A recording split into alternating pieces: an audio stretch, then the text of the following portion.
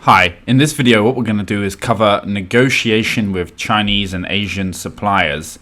When you're sourcing, when you're finalizing a product, when you're close to launching, or if you're reordering an existing product, you might want to use some of these strategies and go back and lower your costs.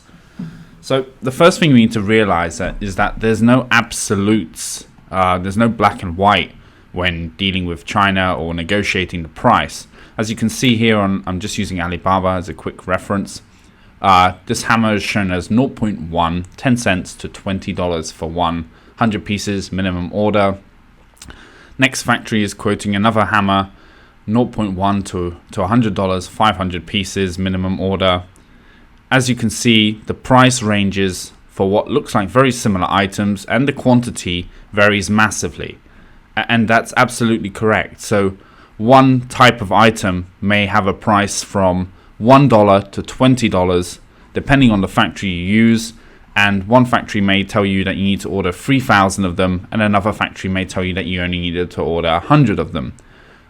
There's absolutely no set in stone price for a particular item. It's very, very wide, and you can make tweaks to the material, the size, the specification that can drastically alter the price also.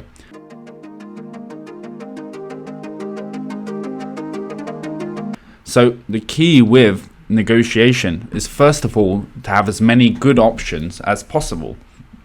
You want to reach out and do sourcing on Alibaba, on global sources. You can go over the sourcing videos that we've produced as well, and you want to contact as many suppliers as possible for the item that you're dealing in, because the more factories you have that can make the item, the stronger negotiation position you have right from the start. You have more options, more choices.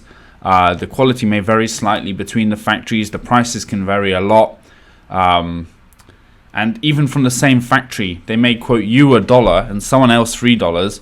And because the factory boss feels like ripping someone off today, he's going to quote someone else $5. Or you may have met them at a trade show. You get a quote of $8 for the same item, all from the same factory. So even within one factory, the price for a same item can vary massively. From channel to channel, from customer to customer. It's down to how you individually negotiate the price of a particular item with the supplier. So, starting off, you've reached out to all the factories, you've got back 4 or 5 samples which you think match your requirement, you've got the prices for them, they're quite varied. What you would begin to do now is say to yourself, okay, so based on my experience of talking to this factory, the back and forth, the quality of the sample, which 2 or 3 main suppliers would I consider really dealing with? And you want to narrow down to who you think the best factories are, and then they're the ones you're going to spend time with to try to bring the price down. A lot of buyers are in a hurry. Their negotiation is 1 or 2 emails back and forth trying to ask for a discount. And the factories are used to it. I mean, they get thousands of these emails a year saying, oh, lower the price or I won't order from you. And then the customer who's threatening not to order from them 2 days later gives up negotiation and just buys anyway. The factories know this. They know the game, and they use patience and time on their side to also negotiate the price. At the same time, they want to win you as a new customer if they think you're good. Okay, so that brings me on to another point actually. They need to have the impression that you're a worthwhile customer, and part of that is having the right image. I recommended in the sourcing video that you set up a single or multi-page template about your company, describing you as an importer or distributor or a brand, showcasing your product, showcasing a bit about you. The more of a profile you can create, the better it is for your negotiation also, because the factory will then want to deal with you more, and so they're more flexible, more willing to move on price. So initially, I'm down to 3 products, let's say, and I've got a price from factory A at $1, factory B at $2, and factory 3 at $3. What I would do is I would go to all and I would lowball them. I would say, okay, I think you're a good factory, I like talking to you, but for the same item, I have 2 other suppliers between 70 and 80 cents. And I would say the same to all three factories. And the reason for this is, if I just say I have one other supplier who's 70 cents, they're going to say, oh yeah, but their quality is much lower. By saying I have a couple of factories in the price range 70 to 80 cents, it gives it much more credibility that there's not only one supplier who's lower than them, there's several. I have several options. So either you play ball and lower your price, or I've got one of these several other options that I can go to. And so you can begin the discussion like that by just going back to them and saying, look, we're really strongly considering you, but your price is too far off the existing other factories. They're 70 to 80 cents. What can you do? And then wait. Just let them come back to you. The first thing normally that they will say is, oh, but our quality is better and our standard is higher and our inspection is higher, etc., etc. Well, none of that's really true for the vast majority of cases. Lowering the price or changing the price doesn't really affect the quality, because a lot of these factories have 200 or 300% markup in the products that they're manufacturing. In addition, if you've looked at the samples and you've looked at the quality of the product, especially if it's something like metal or silicon, it's very unlikely that the quality is going to change much with price. The price is just down to how an individual factory calculates the cost and the overhead factored into that unit cost. So there's a lot of room to move, and the difference between, say, Western buyers and Chinese factories is there's a lot of room to move in that price, and there's a lot that they can discount it by. But usually the Western buyer is in a hurry and gives up after about a week, whereas the factory, if pushed for 1 or 2 weeks or more, would eventually come down on the price. If you're only ordering 100 units or the absolute minimum that the factories sell, it gives you much less negotiation position as well. So it could be that on your first order, you just try to bring the price down, get it to a reasonable rate, and then when you're ready to reorder, now you're selling 600, 700, 800 units a month, and you want to order 3,000 of the product they're selling. Then you go, okay, look, my quantities increased significantly. I would like you to target this price range. But the thing is, once you've locked in an initial price, even on a smaller order, all subsequent negotiations, they're going to be using that as the referral because they can see that you afford that. So before you place your first order, you've got to say, this is too expensive for us, but this is after you've done your negotiation and got the price down. What you want to say is, this is too expensive for us, but to get this new product going, to launch it, we're gonna do it at where we make no profit at all because your price is too high. When we reorder in the future a larger quantity, we're going to need a lower price. And so you're priming them for the fact that you're going to come back, that the price you're using now, let's say you're buying the hammer at $1, actually you're not making any profit off that. It's just to get the market going. That's why you're willing to accept that. But you do want to make sure it's a profitable price. You just want to tell a few white lies to the factory in order to soften them up for future negotiations. And one thing you need to realize is the Chinese business mentality is based around the art of war. It's basically whoever can outsmart the other guy and make more money is the winner and deserves that extra cash. It's not so much a hand-in-hand, let's work together situation, although many Chinese business experts talk about guanxi and relationship in China. I find that especially when you're dealing with a new factory or new products, that all they're out to do is squeeze as many dollars out of you as they can. They don't give a fuck. And they'll pretend to be your friend. I mean, you get Chinese agents and suppliers writing to you saying, my dear friend, how is this product going?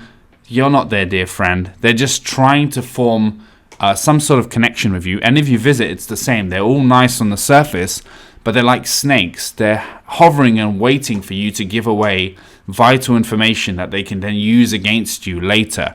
They're listening like hawks constantly. So if I was doing a factory visit, they're all friendly and nice, but every so often there's you detect the questions. They're just trying to fish for information so that they can use it to negotiate with you later. So you need to just be very careful what you say, what you give away. I know it sounds unfriendly, but this is business. At the beginning, you just want to hold your cards to your chest. Later on, if you develop that good relationship and good rapport with each other, you can begin to open up a bit more. But initially, at least for the first few transactions, I would definitely try to withhold as much information as you can, in terms of they may say to you, they may be fishing for how much you're willing to pay. Have you ordered these products in the past? They're just trying to find out what kind of price they can pitch to you by getting a bit of your background. If you're a customer, if you emailed a factory on Alibaba from 3 different company profiles in 3 different countries for a similar quantity, you'll get 3 different prices. So they're using that information to then determine what the price should be for you. So just be cautious initially and use as many different negotiation strategies as you can to bring down the price. Okay, so having gone to the factories initially, having told them, okay, right, so I've got these other factories in the range of 70 to 80 cents. What can you do? They'll come back with an initial price, and what you need to do is just be quiet for a while, maybe a day, maybe a couple of days, then go back to them and say, you're still too far off, you're closer, and just keep chipping away at that price. Ask them, okay, so we really like you, we like these items, the price is still too far off, you're in our top 2 factories, the order is going to be confirmed next week, what can you do? And keep pushing them. Give them a date by which you need to order. That can be 7 or 10 days out from now, giving you time to negotiate.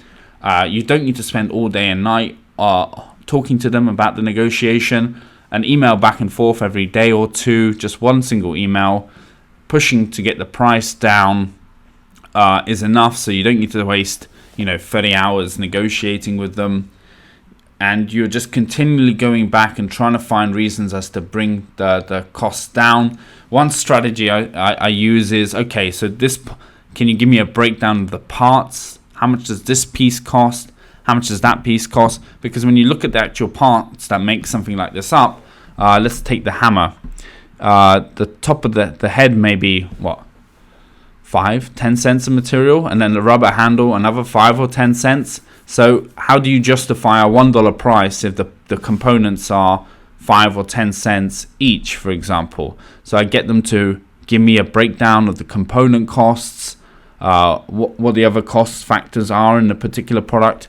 You can go to the factory and ask them, okay, what other similar products do you have that are a lot cheaper? And they'll try to give you something rubbish within your price range. Again, you'll have to go through the negotiation process with whatever that product is, but ask them what other products they have in that price range. You can ask them to what other materials can you substitute to bring down the cost of the item you're doing. You want to get prices for the minimum order quantity if that's what you plan to order, but also ask them, okay, so what kind of quantity do I need to order to get a significant price difference? Maybe if you order 2,000 pieces, they're going to give you a typical Chinese discount of 1 or 2%. It tends to be, even if you go from 5,000 to 10,000 pieces, they only discount a couple of percent, even though they're making huge amounts more money, because they're trying to pocket that difference. You need to push on that, but it does help to get the slightly larger quantities so you can see how the price is affected by quantity as well. And I would keep pushing the 3 factories, keep trying to bring them down. Don't push them so hard that they're like, okay, we give up, we can't match your price, sorry, because then you need to, it's like fishing. You want to hook them in with the fact that they're going to get there's a very strong chance they're going to get the purchase order in 7 or 10 days time. But just like fishing, you need to kind of balance that fish on the reel. Don't let the line break and let the fish swim away. Slowly reel them in. Don't hammer them down. just bit by bit. And they'll come back to you and say the labor cost has gone up in China, the currency has dropped, so that we can't do much on the price. But the reality is they do have a good, at least 100 or 200% margin into most products. So there is room to move. So you just need to keep at it. And then eventually you'll get to, after about a week or 10 days of back and forth, you'll get to a couple of factories which are better still. The two best factories that you want to work with, their prices have improved, and then you can make a decision from there. But just to give you some ideas, I mean, I've had products where the prices started at $4, and that's firm, absolutely firm. Sorry, we can't move on that. This particular case is very difficult to make. The factory's telling me it's going to be $4. After about a week, the price is at $3.50. We haven't moved much. I ended up buying that same item for 70 cents a week later. Why? I found other suppliers who could do it. Actually, it was quite accidental. I was in the taxi with the factory owner and the sales agent. We're discussing the product, and they said, "What price can you do?" I said $1.50. They misheard me. They heard 50 cents. And they came back with 70 cents. So that was accidental. But it just shows you how far the price can drop on some of these items. I mean, just looking at Alibaba, again, you can see that the range of price can be massive. And the initial quote that they give you isn't reflective at all of the value of the product or the final price.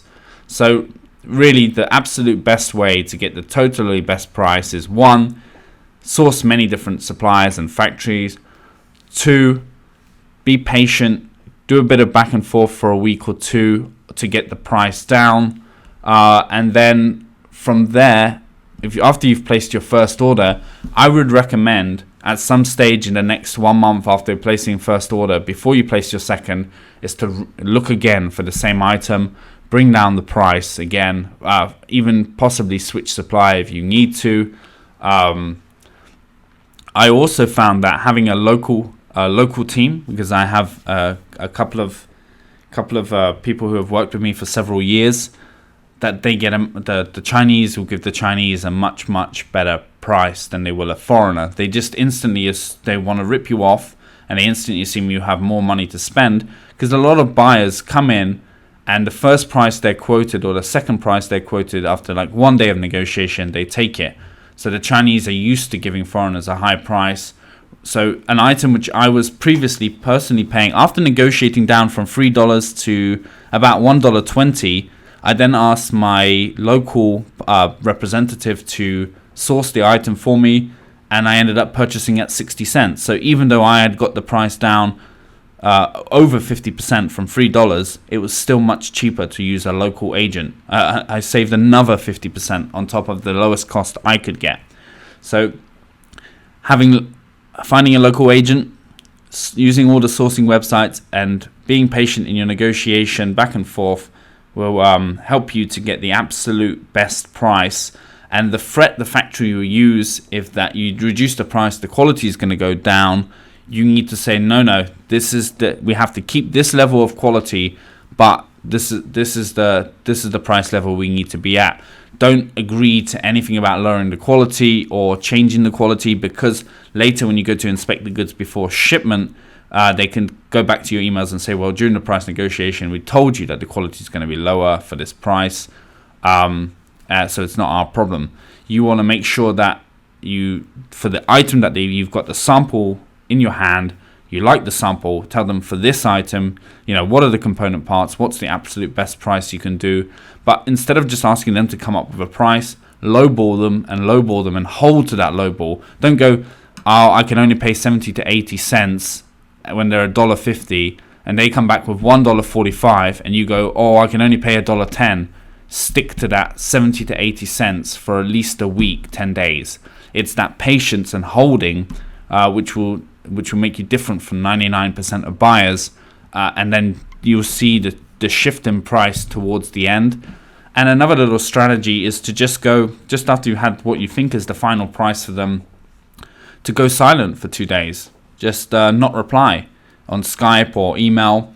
Just let the sales agent sit and let him panic a little bit that he might not get the order even after the 10 days of negotiation.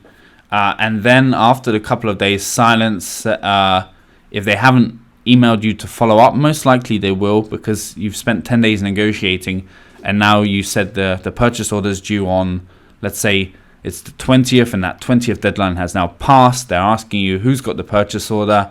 Say you're finalizing it today. If they can do, if they were 120, if they can do 105, you can give them the purchase order today. Can they match your boss's requirement, and just leave it at that and see what happens? So what I'm saying is, yes, use lies. Yes,